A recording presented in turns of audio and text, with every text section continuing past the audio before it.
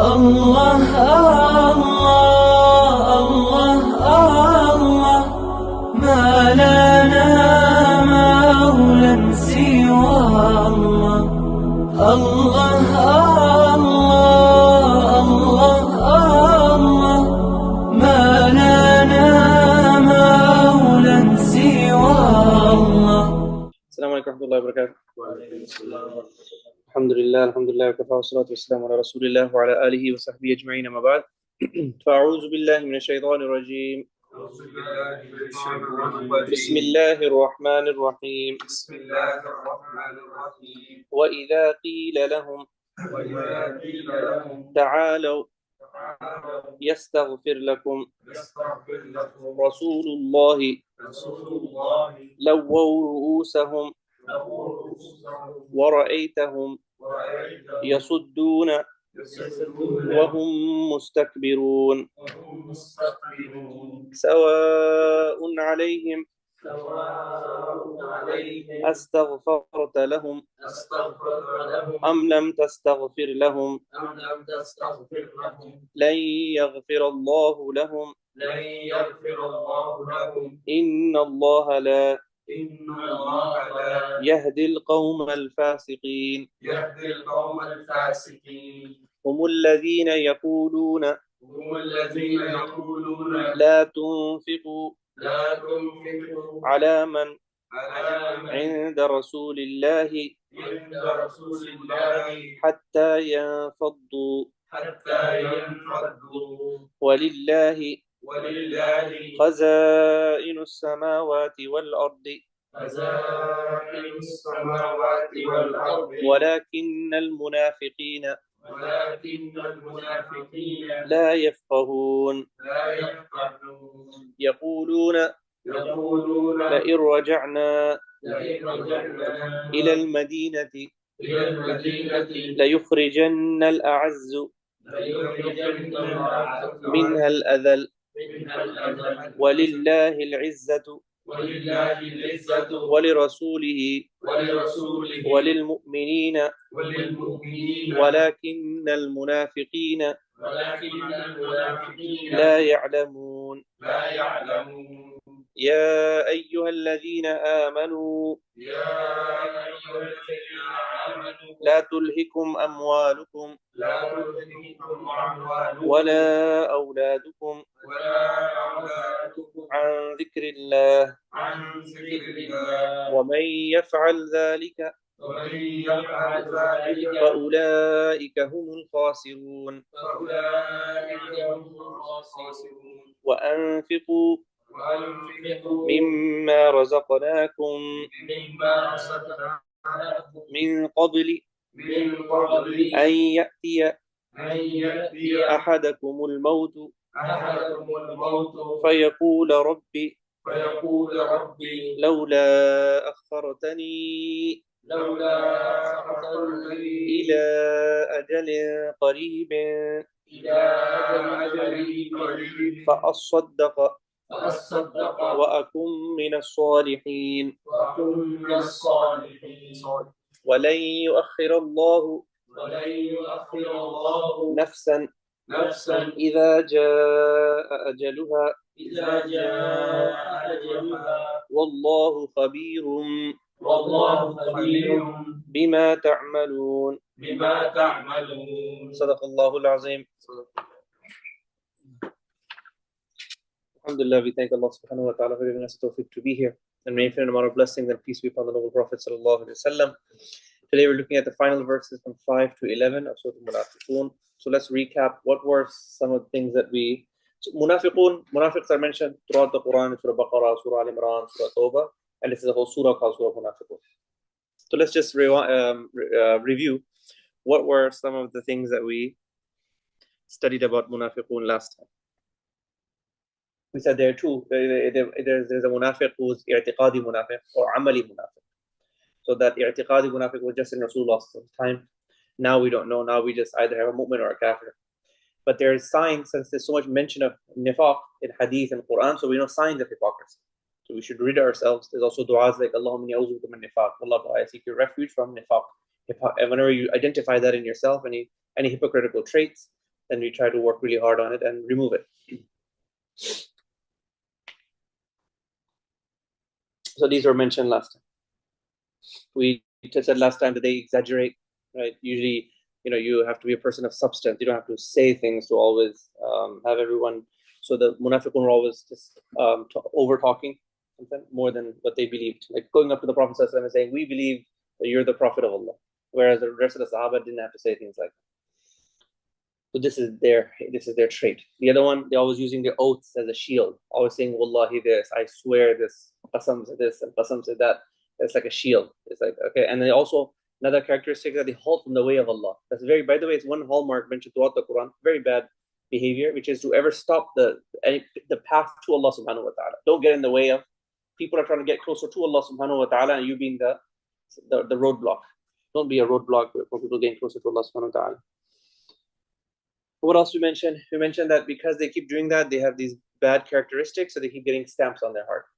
All evil deeds, it gives you a stamp on the heart, and then you don't have understanding. Also, it says that we mentioned last time that sometimes somebody physically may look so well, or he may be very good with talking. So don't go beyond that and look at the substance. Look at the substance. We should be people of substance, not just mere words. So munafiqs are people just of words. Their words don't match their heart. Their words don't match their actions. Also, they might be impressive looking. I mean, being good at talking or having a good physical, that's not a bad thing, but it's not the only thing. That's not what we go off of. We go off of what their haqiqah is, the real faith and the real substance. And then they were compared to like a standing log, which is getting hollow. So today we'll begin the first ayah, 5th ayah. Is that sometime when these munafiqun were told, go up, like you have such a bad status, why don't you go up to Rasulullah ﷺ and he'll seek forgiveness for you. Like the Sahaba Ikram would, run toward Prophet ﷺ making istighfar. They mentioned a couple of times, this concept is mentioned a couple of times in the Quran. The munafiqeen were also asked Prophet ﷺ to ask forgiveness for you. And they'll say, no, we don't want to. They would like turn their heads. No, we don't have to. No, we don't have to. So that behavior of theirs of turning their head away and shrugging it off, this is Allah quotes that this is such bad behavior. If you're being asked, go ask dua from Rasulullah ﷺ. Also, it mentioned in the verse of the Quran. Actually, I'll tell you here as I have it written. So basically, the hallmark of the munafiqs is no, they don't want to ask forgiveness. They don't have a concept of like elder or sheikh or buzurg or someone who wants to make dua for. And who did they have? They had Rasulullah sallallahu alaihi wasallam. So they backed off from that. So the idea of not going to the pious for dua, you don't need their dua.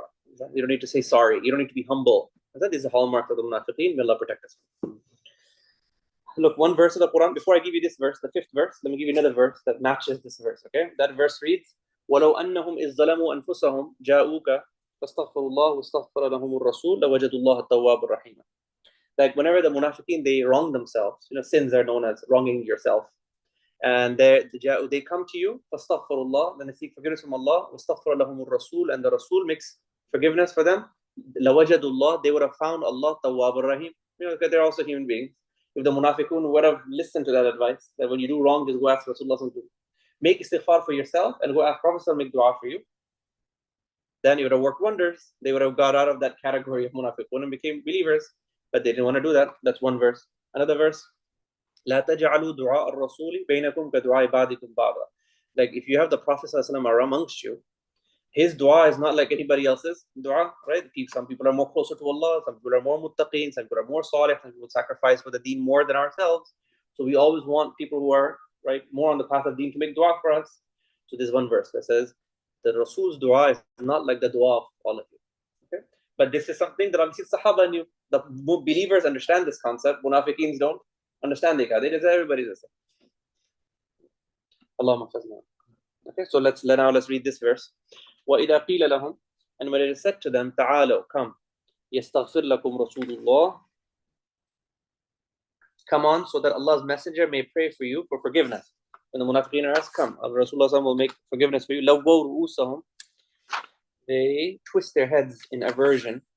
وَرَأَيْتَهُمْ, and you see them يَصُدُّونَ, and you see them that they are turning away in arrogance. وَهُمْ مُسْتَكْبِرُونَ.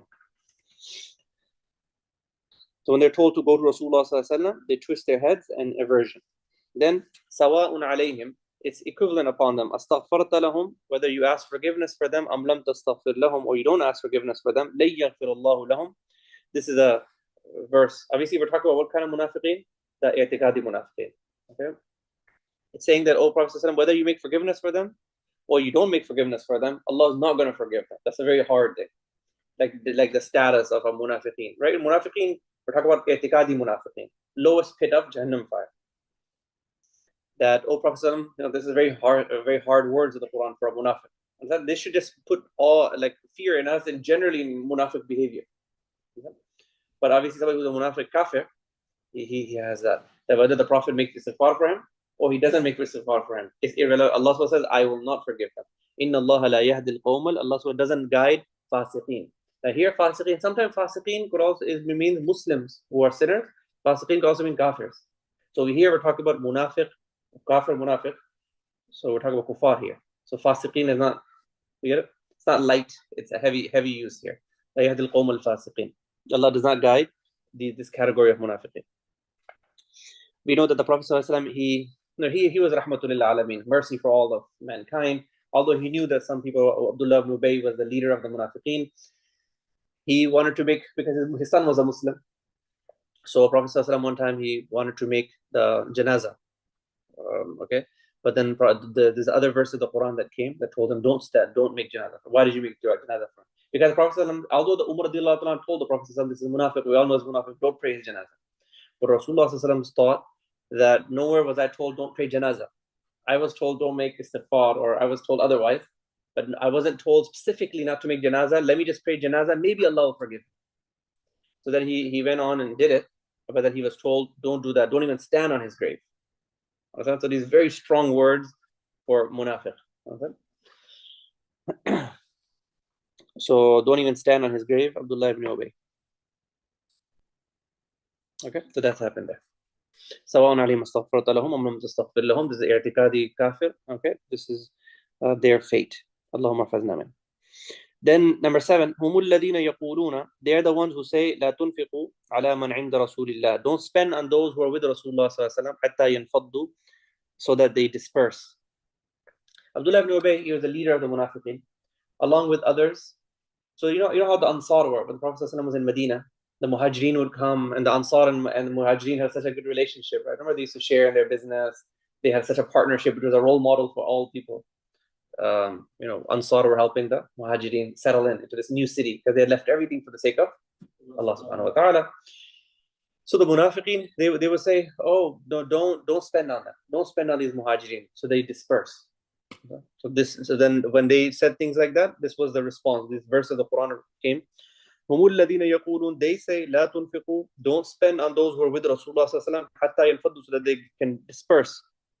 وَلِلَّهِ خَزَائِنُ السَّمَاوَاتِ, they should know that to Allah belongs all the treasures of the heavens and the earth. وَلَكِنَّ الْمُنَافِقِينَ, but the hypocrites لا يفقهون, they don't understand. One thing we learn here, the munafiqeen, a munafiq person, he starts to believe that wealth and fame is like, they start to believe like it's because of their own doings, and because of their own quality, that's why they have wealth and all that. That's what they're thinking, and that wealth means honor. Wealth means honor, like that. This is the wrong concept of the munafiqeen. But everything comes from Allah subhanahu wa ta'ala. Okay, and wealth and these are ni'mat of Allah subhanahu wa ta'ala. But honor, this is not honor. Honor comes from Allah subhanahu wa ta'ala. Izzah belongs to Allah subhanahu wa ta'ala. It comes from Him. Money, these are just ni'mat of whether you have it or don't have it. These are from Allah subhanahu wa ta'ala. That doesn't mean anything. But the munafiq, he always equates money with, he thinks that's real honor. But whereas Muslim believers believe that no, honor comes from Allah subhanahu wa ta'ala. It's got nothing whether you have money or not. If you have honor, it comes from Allah subhanahu wa ta'ala. So also remember, honor is of two types as well. The worldly one, and also the one that comes from Allah. The izzat that comes from Allah subhanahu wa ta'ala into the hearts of people. That's the real izzat. The fake one is what we see in, like, what the population thinks, what the people think. It comes ground up. The honor, the izzah all belongs to Allah. Allah subhanahu, one of His names, Al-Aziz. So all the honor belongs to Him. So we want to have honor with Him, not honor through the wrong means. Like thinking that this worldly fame that we have, or that the worldly money that we have, that's our honor. No, honor comes from Allah subhanahu wa ta'ala, which no one can take away. That is a true honor. But since we live in a materialistic society, right, we're so attached with money, we over time, we start thinking like that. We start thinking that no, honor and money goes hand in hand. And this worldly fame is actually the izzat of Allah subhanahu wa ta'ala. If I lose this worldly fame, then that means I don't have izzat with Allah subhanahu wa ta'ala. That's not true. Okay. Look at the next verse. يقولون, they say, then Munafiqeen further, they said, لَإِن رَجَعْنَا إِلَى الْمَدِينَةِ, when we return to Medina. I think they were on some, basically the reason says we return to Medina because they were on some conversations happened. They said negative things about Muhajirin while they're out on some form of campaign, which you could read in the commentaries. And they're on the way back. So then they said, when we go back, we're going to stop spending on these Muhajirin. I think there was like a conflict between a Muhajir and someone else. Usually there was like a conflict, and then all of a sudden people started raising their voices. And then Munafiqeen, their nifaq came forth. They're like, oh yeah, how come the Muhajirin are acting up? Okay, so now when we go back to Medina, no one spend on them. So they leave. And also they made this comment, the Qur'an quotes it, that when we return to Medina, the honorable will take out the zalil. The aziz, the honorables will take out the non-honorables. Then Allah says, وَلِلَّهِ الْإِزَّةِ, that all honor belongs to Allah subhanahu wa ta'ala, وَلِرَسُولِهِ, and for His Rasul, وَلِلْمُؤْمِنِينَ, and for the believers, وَلَكِنَّ الْمُنَافِقِينَ, but the hypocrites, لَا يَعْلَمُونَ, they do not know. So here, clear cut, you notice that they're using that word, the honorables. Why are they calling themselves the honorables, the munafiqs? They have money, they have finances, then they call them the zalil. Understand? Because they have no money. So a munafiq always equates money and the thing that this is it. Money is what fame is, but that's not what fame is. Fame is something exclusively with Allah subhanahu wa ta'ala. He gives it. And it has got nothing to do with money. So mal and jah is izzah. That's the concept of the munafiqeen. But in Islam, being a king, being a landlord, okay, these are not real izzah. We live in a materialistic society. This starts to become our concept. We start feeling like it, like by my finances, it defines my izzah. But it's not the real concept of izzah. It's the worldly concept of izzah. Allah subhanahu wa ta'ala's concept of izzah it has nothing to do with these means. And then I have two stories. You guys like stories, or I skipped the story part? Okay, so two stories, okay? There was a woman in Medina. I think there was some woman in Medina, and she was just a simple woman. Sometimes you get these simple women who don't have family and this, that, and she was like a simple person. Maybe she was poor. Maybe her looks weren't so great. So people commented on her that you're not someone important. You're just like a simple woman. But she was a believer. So she said, oh, I'm irrelevant, but I do have iman. I have what? Iman. So I'm the most, the Munafiqeen had made that comment, that you're not someone special at all. And she said, well, I am a believer. And that iman is superior to all the other, you get your concept of what honor is. Your concept of honor is this worldly fame and money and finances. And she thinks, I have iman. So that's the most strongest thing ever. That's one. Another story, right, that we can just bring here, just to remind us and to teach us the real concept of izzah. May Allah subhanahu wa ta'ala grant us more izzah, grant us the true izzah, and give us a true understanding of it. And Allah give us lots of it. And that's only going to happen with our faith, right? The more submissive you are to Allah subhanahu wa ta'ala, the more izzah Allah will give. The other story is Umar radiallahu ta'ala. Remember Umar radiallahu ta'ala in his time when Palestine was being conquered, and the Christians were going to hand over the key to a man whose description they knew. So the army was right there at the doors of Palestine. It wasn't Palestine back then, huh? What do we call it? Bayt al-Quds. What do we call it? Huh? Quds? Or the land around, whatever it was called back then. I said Palestine. I'm sure it wasn't called Palestine back then, yeah? It was called the land, huh? Bilad al-Sham. Okay, so Bilad al-Sham. So Umar radiallahu ta'ala came, right? We all know the famous story. He came on his he came on his donkey, and he had some ripped clothes. So when he came, then the Sahaba saw him, and they said, okay, he came because he was called. The army was there, he was called. They can only hand the key to you because they know your description. That when this man comes, just hand him the key. So when he comes, so the Sahaba suggests to Umar radiallahu ta'ala that your clothes have some patches in it, and you're on a donkey. It's not suitable. I mean, there's other empires now, there's standards. You're supposed to be on a camel. Sorry, you're supposed to be on a horse or a camel, and you're supposed to have some good clothing on. So they offered it to him, and even Umar even wore it. And he even sat on that special. He's like, this doesn't suit me.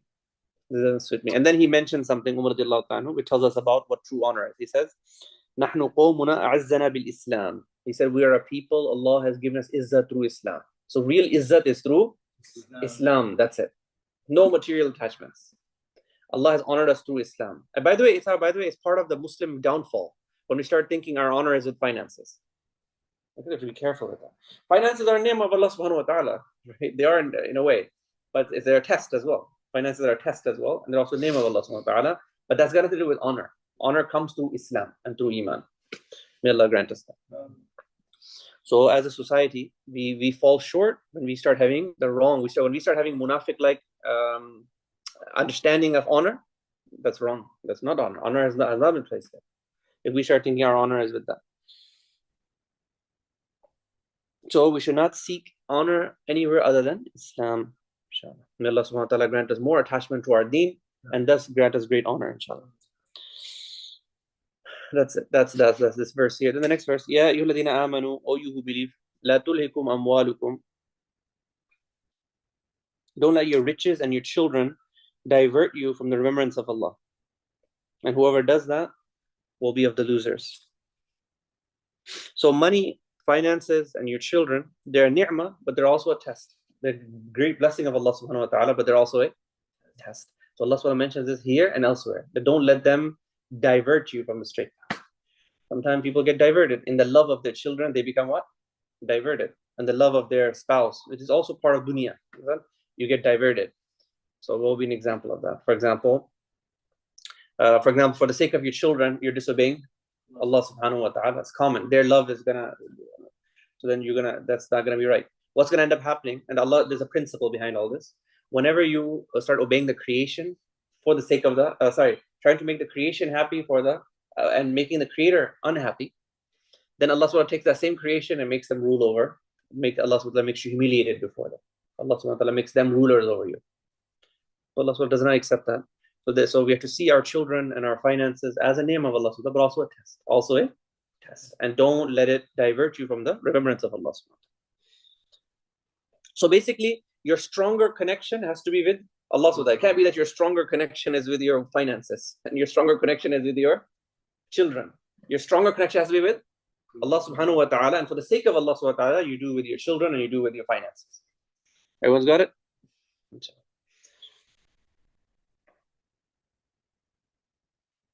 So we can't be drowned in them. We have to be drowned in Allah subhanahu wa ta'ala. Allah subhanahu wa ta'ala is the creator. We have to turn to Him. Allah give us tawfiq. There's another verse that also says that your children and your finances are also your enemies, so be warned of them. There's also a verse like that in the Quran. Okay? So what that means is not trying to say that they're not ni'mat at all. Of course they're ni'mat of Allah subhanahu wa ta'ala. But they're also a test from Allah subhanahu wa ta'ala. We do not let that divert you from the remembrance of Allah subhanahu wa ta'ala. Then moving on, the last verse. وَأَنْفِقُوا, and spend مِمَّا رَزَقْنَاكُمْ, with whatever Allah has given you. مِنْ قَبْلِ أَنْ يَأْتِيَ أَحَدَكُمُ الْمَوْتِ, before death comes to you. So the last verse, okay, spend. The reason it's saying munafiqs don't like spending. Another thing they don't like, another hallmark of a munafiq is that doesn't like his closed hand in terms of spending his money. We're saying spend. So you spend both. You spend your own self, you spend your time, and also you spend your finances for the sake of Allah subhanahu wa ta'ala. Also, before death comes to you.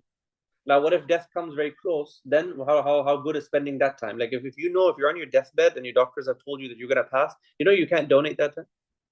That's too close. Of course, you can't donate after you. I mean, well, depends. From 1/3 of your assets, you can.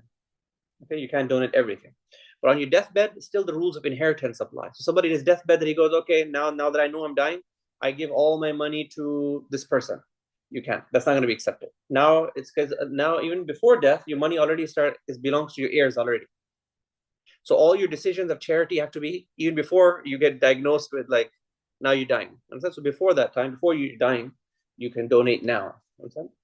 You can be pious now. You can give sadaqat now. So and this is very hard for the munafiqeen. That's why this comes in. So anfiqu, spend. Also, when a person is passing, the wish when you're passing is that you fulfill all the huquq. You fulfill everybody's right, Allah's rights, and also human beings' rights. But then it'll be too late if it's at that time. Because you won't be given any. And obviously, people have regrets. Like that last verse here, it talks about regrets. Like when you're seeing the angel, we go to the hereafter, you wish, oh, can I go back to the dunya? Right? This verse is like that. Can I go back to the world? I'll just pray 2 more rakats. I'll just go and give some more charity. I will now, like these verses that are coming forth, they're saying, I'll go give a lot of charity now, and I'll go become a pious person now. That was too late. It's too late that time.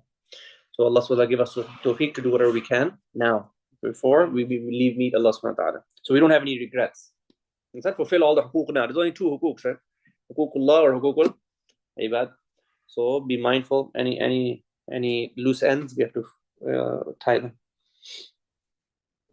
And spend in the way of Allah subhanahu wa ta'ala. Don't hold back. Don't keep a closed hand like the Munafiqun. So let's just translate the final verses, 2 verses. وَأَنْفِقُوا, and spend مِمَّا رَزَقْنَاكُمْ, what we have sustained you with, من قبل, before أَنْ يَأْتِيَ أَحَدَكُمُ الْمَوْتِ, before death approaches you. فَيَقُول, then a person will say at that time, رَبِّ, oh my Lord, لَوْلَا أَخَّرْتَنِي, had you delay me إِلَى أَجَلٍ قَرِيبٍ, to some time. Like if you give me some more time on the earth, فَأَصَّدَّقْ, then I will definitely give charity. I'll give lots of charity. وَأَكُمْ مِنَ الصَّالِحِينَ, and I will become of the pious. And then it says, وَلَنْ يُؤَخِّرَ اللَّهُ نَفْسًا, Allah subhanahu wa ta'ala will never delay a person إِذَا جَاءَ أَجَلُهَا, when his time has come. When your time has come, you have to go. It's a fixed time. There's no delaying after that. So, وَاللَّهُ خَبِيرٌ, because the world is a test. So the test is over. Like your time has elapsed. وَاللَّهُ خَبِيرٌ, Allah subhanahu wa ta'ala is all aware of what you do.